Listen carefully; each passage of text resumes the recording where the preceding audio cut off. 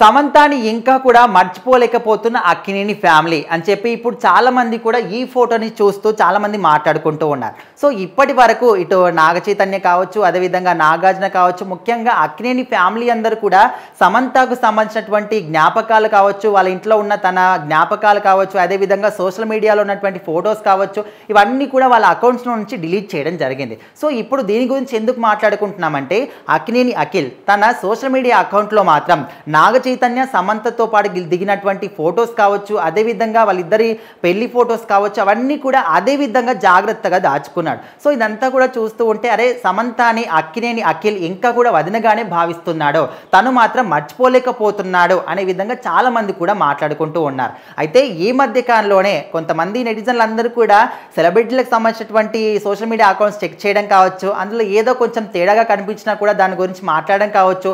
So recent టైంలో ఎవరైనా ఒక జంట విడిపోవాలనుకుంటే ముందుగా మనకు ఒక హింట్ ఇస్తూ ఉంటారు. సోషల్ మీడియా అకౌంట్స్ నుంచి వాళ్ళకి సంబంధించిన ఫొటోస్ కానీ వీడియోస్ కానీ డిలీట్ చేయడం అనేది మనం సర్వసాధారణంగా చూస్తూనే ఉన్నాం.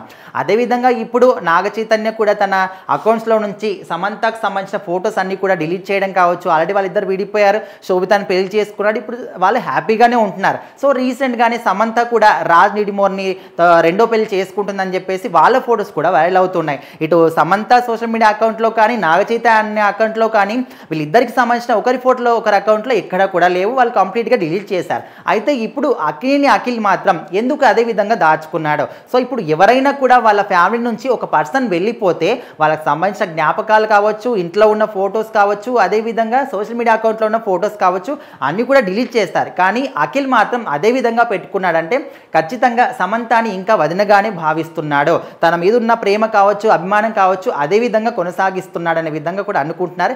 ఏదేమైనప్పటికీ దీని గురించి స్వయంగా ఆయనే చెప్తే బాగుంటుందని కూడా కొంతమంది అనుకున్నప్పటికీ చెప్పాల్సిన అవసరం కూడా లేదు. ఎందుకంటే డైలీ చాలామంది సెలబ్రిటీస్ గురించి ఏదో ఒక విధంగా ఏదో ఒక రకంగా చాలా రూమర్స్ వస్తూనే ఉంటాయి.